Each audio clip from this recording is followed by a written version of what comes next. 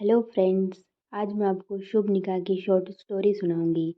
ये मूवी बहुत कॉमेडी से भरी हुई है। अगर आप इस मूवी को समझना चाहते हैं तो बने रहिए इस वीडियो के एंड तक।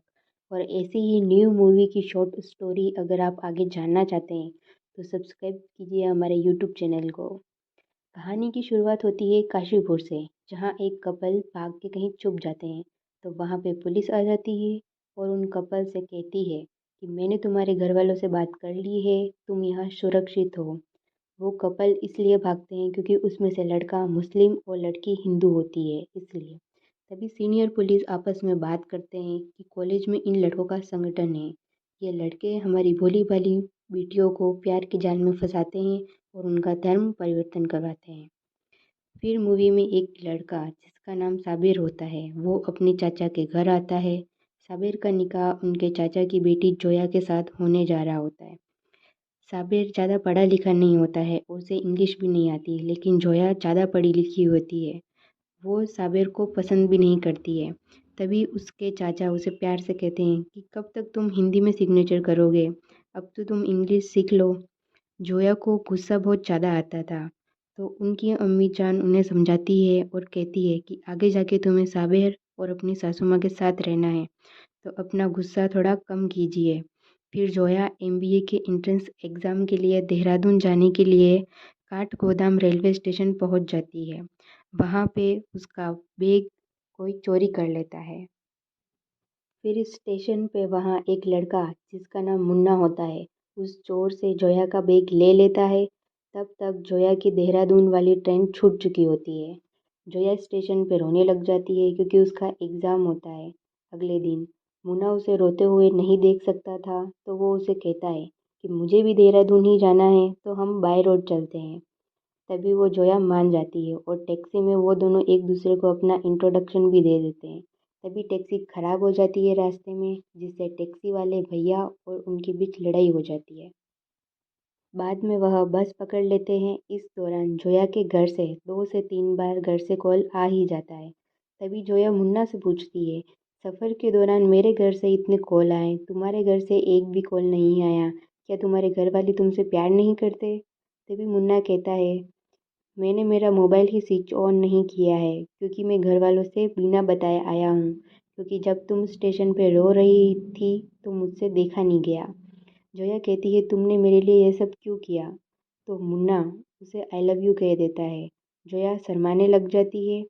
देहरादून पहुंचकर जोया अपना एमबीए एंट्रेंस एग्ज़ाम देने के बाद जब बाहर आती है तो मुन्ना उसका वेट कर रहा होता है। दोनों प्यार से बात कर रहे होते हैं। फिर जब जोया मस्जिद में जाती है तो मुन्ना को वह मंदिर में देख लेती है और नाराज़ होकर मुन्ना से कहती है कि जब तुम हिंदू हो तो तुम मुझे मेरे से सलाम कर करके क्यों बात कर रहे थे? तुम हमसे झूठ बोल रहे थे। मुन्ना कहता है कि मैं तुम्हें स्टेशन पर बताने वाला था, लेकिन तुमने मेरे को मौका ही नहीं दिया।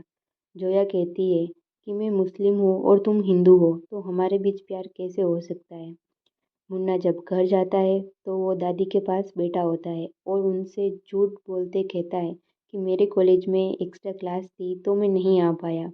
लेकिन उसके बाबूजी समझ जाते हैं कि वह झूठ बोल रहा होता है और मुन्ना को डांटने लग जाते हैं।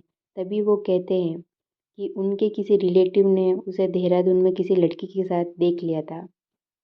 ये बात सुन के मुन्ना की दादी बहुत खुश हो जाती है और मुन्ना के बाबूजी को चुप करवा देती है कि तुम चुप रहो, अगर वो किसी लड़के के साथ है तो वो अच्छी बात है। दादी मुन्ना को अपने रूम में ले जाती है और उस लड़की के बारे में सब कुछ पूछती है। फिर वह दोनों अपने घर पे बताते हैं अपने रिलेशनशिप के बारे में। तो वो अपने घर पर ये बात बताते हैं, लेकिन वो ये बात छिपाते हैं कि वो दोनों हिंदू मुस्लिम हैं। तो जब उनको घर वाले देखते हैं तब दोनों फैमिली वालों को किसी और के थ्रू पता चल जाता है कि ये दोनों सेम कास्ट के नहीं हैं। तभी दोनों बाद में मिलके यह सोच लेते हैं कि अगर हमारा निकाह या शादी नहीं हो सकती तो हम शुभ निकाह तो कर ही सकते हैं। यानी दोनों एक दूसरे के परंपरा, रीति रिवाज, उपवास, रोज़ा रखना चालू कर देते हैं। मुन्ना के रोज़ा रखने से उसे बुखार भी आ जाता है। फिर एक दिन जोया उनके किसी रिलेटिव के फंक्शन में गई हुई होती है और तभी मुन्ना मुन्ना को साबिर कई रास्ते पे दिख जाता है। तभी साबिर मुन्ना से कहता है कि जोया का पीछा करना छोड़ दो, तुम्हारा मजहब अलग है, तुम दोनों की शादी नहीं हो सकती। तभी मुन्ना कहता है कि जोया तुमसे शादी नहीं करेगी, वो मुझसे शादी करेगी। मुन्ना उसी जोया के रिलेटिव के फंक्शन में पहुंच जाता है, जहाँ पे साबिर भी वहाँ पीछे पीछे आ जाता है। मुन्ना को बहुत मार पड़ती है। अब फिर उसके बाद मुन्ना कहता है कि मेरा और जोया का मजहब अब एक है, तो अब हम दोनों निकाह कर सकते हैं।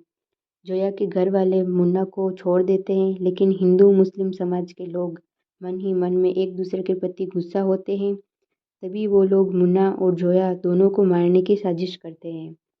जोया और मुन्ना पुलिस का सहारा लेके अपनी फैमिली को वहाँ बुलाते हैं और समझाते हैं कि जब हम दोस्ती, पढ़ाई, स्कूल, हॉस्पिटल में मजहब और धर्म नहीं देखते, तो प्यार में मजहब और धर्म क्यों देखते हैं। इस बात से दोनों फैमिली वाले एक होकर शादी के लिए मान जाते हैं और दोनों को धर्म के लोगों से बचाते हैं और दोनों कोर्ट मैरिज करके मुंबई में शिफ्ट हो